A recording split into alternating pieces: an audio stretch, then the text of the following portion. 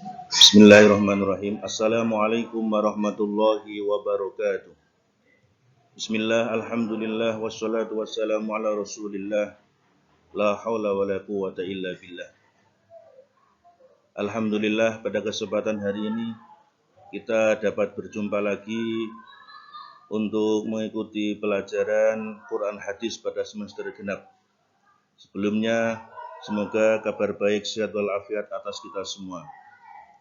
Mari kita niati mengawali kegiatan belajar Quran Hadis pada semester ganjil tahun ini dengan bacaan Bismillahirrahmanirrahim. Mari bersama niat nawaitu ta'alluma an izalatil juhalati an nafsi lillahi ta'ala. Kita berniat belajar bersungguh-sungguh untuk menghilangkan sifat kebodohan yang ada pada diri kita karena Allah Subhanahu wa ta'ala. Pada kesempatan hari ini, Pak Guru akan menyampaikan materi yang akan kita pelajari pada semester dasar tahun ini. Yang pertama, bab tentang Al-Quran dan Hadis sebagai pedoman hidupku. Pada kesempatan hari ini nanti akan kita sampaikan tentang pengertian Al-Quran, nama-nama lain Al-Quran, dan fungsi Al-Quran. Subbab yang kedua tentang hadis, di mana kita nanti akan belajar tentang pengertian hadis, fungsi hadis dalam kehidupan sehari-hari. Pada bab yang kedua, berikutnya nanti akan kita pelajari tentang menikmati kekuasaan dan rahmat Allah Subhanahu wa ta'ala. Yang ketiga, tentang menggapai ridha Allah Subhanahu wa ta'ala dengan sikap dermawan dan menghindari gigir. Oke, KIKD pada bab yang pertama, Al-Quran dan Hadis sebagai pedoman hidupku. Di sana setelah kita belajar nanti yang diusahakan KD 3.1 kita bisa memahami kedudukan dan fungsi Al-Quran Hadis dalam Islam. Kemudian KI 4-nya kita diusahakan mampu menyajikan kesimpulan tentang kedudukan dan fungsi Al-Quran Hadis dalam Islam. Adapun indikator pencapaian pembelajaran, setelah kita nanti belajar tentang bab yang pertama, diharapkan yang pertama kita mampu mendefinisikan pengertian Al-Quran. Yang kedua, mampu menjelaskan pengertian hadis. Yang ketiga, mampu menyebutkan fungsi Al-Quran. Dan yang keempat, mampu menyebutkan fungsi hadis. Selanjutnya, kita diharapkan mampu menganalisis fungsi Al-Quran dan hadis dalam kehidupan sehari-hari. Adapun praktek dalam KD ini diharapkan kita mampu mendeskripsikan secara efektif memfungsikan Al-Quran dalam kehidupan sehari-hari. Yang kedua, mampu mempresentasikan ciri perilaku hidup yang sesuai dengan Al-Quran dan hadis.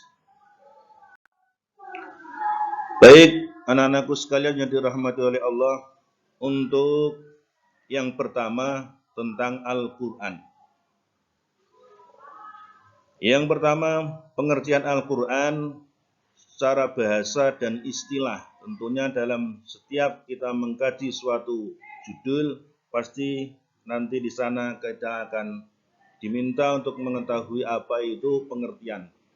Secara bahasa, menurut para pakar, Al-Quran itu berasal dari kata kerja qoro'a, yaqra'u Qur'anan, atau qoro'a yaqra'u qira'ah. Jadi di sana kata Al-Quran itu mempunyai arti bacaan, ya, bacaan yang sempurna. Kalau menurut Profesor Dr. Quraisyihab, huruf alif pada kata Quran itu mengandung kesempurnaan. Jadi istilahnya Al-Quran itu bacaan yang sempurna lagi mulia. Itulah pengertian dari Al-Quran secara bahasa. Selanjutnya, secara istilah, Al-Quran wal kitabul mu'jizul munazzalu ala nabi sallallahu alaihi wasallam al-maktubu fil masahib al-manqulu alaihi bitawatur al-muta'abbadu bitilawati. Al-Quran adalah kalamullah yang menjadi mukjizat yang diturunkan melalui perantara malaikat Jibril ke dalam hati Nabi Muhammad sallallahu alaihi wasallam, yang termaktub atau tertulis, yang diriwayatkan secara mutawatir dan membacanya dinilai suatu ibadah. Itulah pengertian Al-Quran secara istilah. Dari pengertian tersebut, maka dapat kita pahami bahwa Al-Quran adalah yang pertama, kalamullah, artinya bukan ucapan Nabi Muhammad sallallahu alaihi wasallam, bukan ucapan malaikat ataupun makhluk yang lain. Akan tetapi Al-Quran adalah firman Allah Subhanahu wa taala. Yang kedua, Al-Quran merupakan mukjizat terbesar Nabi kita Muhammad sallallahu alaihi wasallam. Artinya mukjizat di sana adalah sesuatu yang mengandung hal luar biasa, ya, untuk membantu perjuangan Nabi ke depan. Yang ketiga, Al-Quran diturunkan secara mutawatir, artinya Al-Quran diriwayatkan, yang disampaikan oleh 3 orang atau lebih dengan kualifikasi terbaik. Mereka berakhlak mulia, sempurna kemampuan hafalannya dan tidak pernah berbohong. Yang keempat, membacanya adalah bernilai ibadah bagi seseorang yang mempunyai keimanan terhadap Al-Quran. Selanjutnya adalah nama-nama lain dari Al-Quran. Jadi Al-Quran mempunyai nama, tidak hanya Al-Quran saja. Antara lain di sana Al-Quran dalam kitab, nama lainnya adalah Al-Kitab. Seperti pada Quran surah Al-Baqarah ayat 2, nanti bisa kalian lihat masing-masing. Di sana ada kata-kata Alkitab. Itu artinya sama, yang dimaksud adalah Al-Quran. Yang kedua, Al-Furqan. Kata tersebut sebagai contohnya seperti pada Quran surah Al-Furqan, ya, ayat yang pertama, yang artinya pembeda. Yang ketiga, Al-Huda, yang artinya petunjuk. Di sana terdapat pada Quran surah Al-Baqarah ayat 185. Bisa kalian lihat masing-masing nanti. Yang berikutnya Al-Bayyinah, terdapat pada Quran surah Al-Baqarah ayat 185 juga. Dan seterusnya ada Al-Zikr, At-Tanzil, Al-Mubin, Al-Hakim, Al-Mau'idah, dan seterusnya. Bisa kalian perdalam masing-masing. Selanjutnya, fungsi Al-Quran. Al-Quran mempunyai fungsi secara umum yang pertama, yaitu sebagai sumber ajaran hukum Islam yang utama. Yang kedua, sebagai konfirmasi dan informasi terhadap hal-hal yang tidak dapat diketahui oleh akal.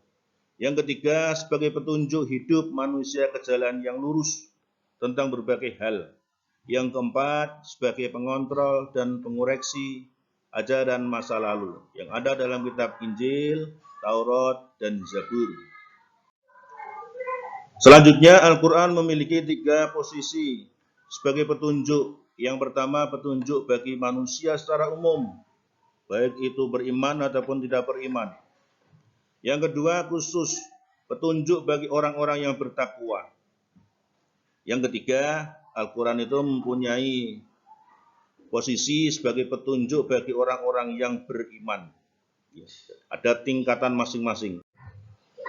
Adapun fungsi Al-Quran yang kedua bagi kehidupan manusia. Allah Subhanahu wa taala menciptakan bumi dan manusia sebagai khalifah atau pemimpin, mengatur agar manusia mampu melaksanakan misi terbesar.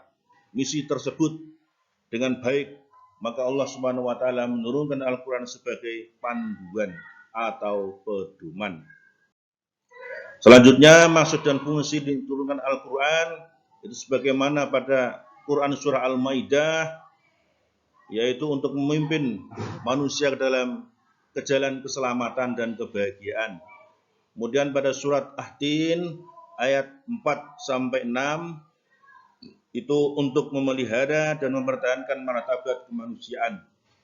Kemudian pada Quran surah Al-A'la ayat 14, Al-Quran diturunkan untuk memelihara dan mempertahankan kesucian manusia, dan seterusnya.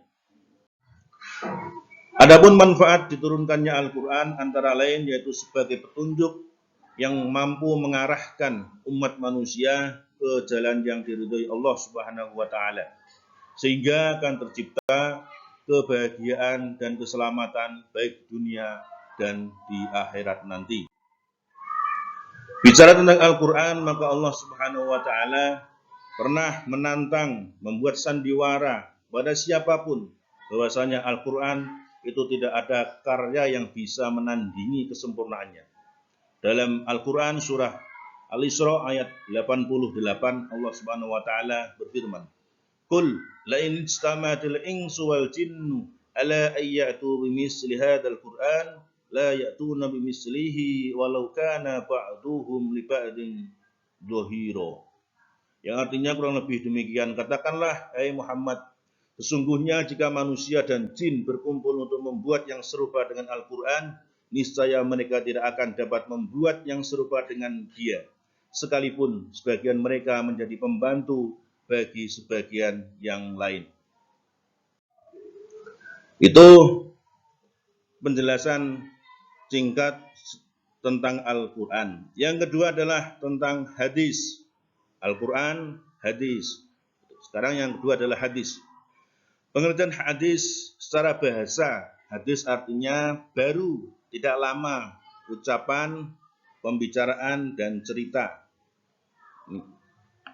Secara istilah, para ulama mengatakan bahwasanya hadis itu adalah sinonim dari sunnah, yaitu setiap sesuatu yang diriwayatkan atau dinisbahkan kepada Nabi Muhammad SAW, baik perkataan, perbuatan, dan takrir Nabi Muhammad SAW, serta sifat, keadaan, dan himmah atau keinginan beliau. Itu adalah pengertian hadis secara istilah. Dalam penjelasannya, hadis di sana pertama adalah perkataan, qaul, ya. Perkataan, yaitu segala sesuatu perkataan Nabi Muhammad SAW tentang syariat, akhlak, akidah, dan bidang yang lain. Itu hadis qauliyah, perkataan Nabi. Yang kedua adalah fi'liyah atau perbuatan. Penjelasannya yaitu segala penjelasan yang disampaikan praktis oleh Nabi Muhammad SAW terhadap peraturan-peraturan syarak yang belum ada penjelasannya, seperti jumlah rakaat, cara sholat, cara ibadah haji, dan lain sebagainya. Yang ketiga adalah takrir atau sikap mendiamkan, yaitu keadaan beliau mendiamkan atau tidak mengadakan sanggahan terhadap perilaku sahabat serta menyetujui apa yang dilakukan oleh sahabat. Itu adalah pengertian dari takrir. Yang keempat adalah himmah.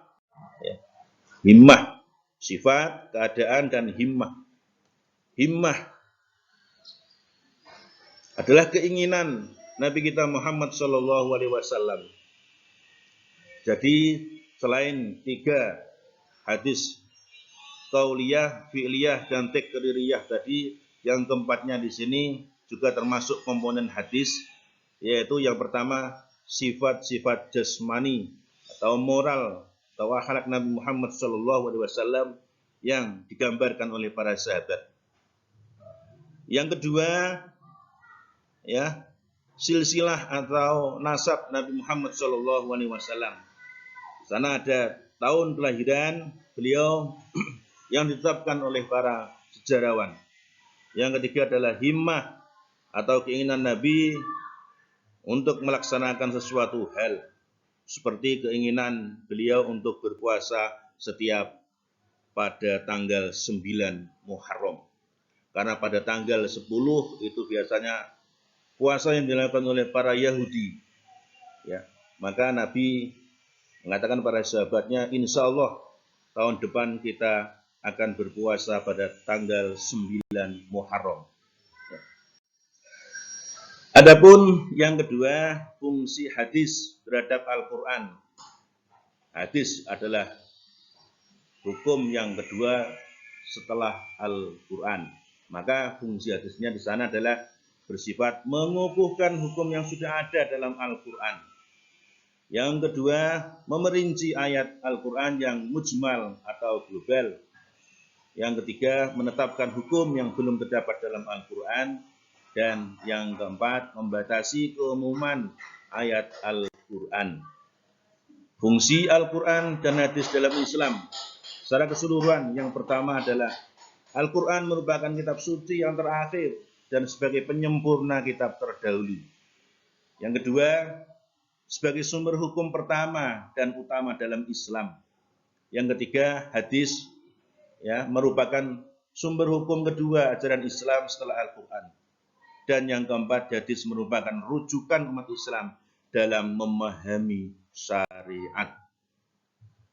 Adapun sebagai rangkuman pertemuan kali ini adalah antara lain yang pertama, Al-Quran itu sebagai kalamullah, ya, tidak ucapan makhluk yang lain, termasuk ucapan Nabi, ucapan malaikat ataupun yang lain, tidak. Tapi Al-Quran adalah kalamullah, atau firman Allah Subhanahu wa Ta'ala.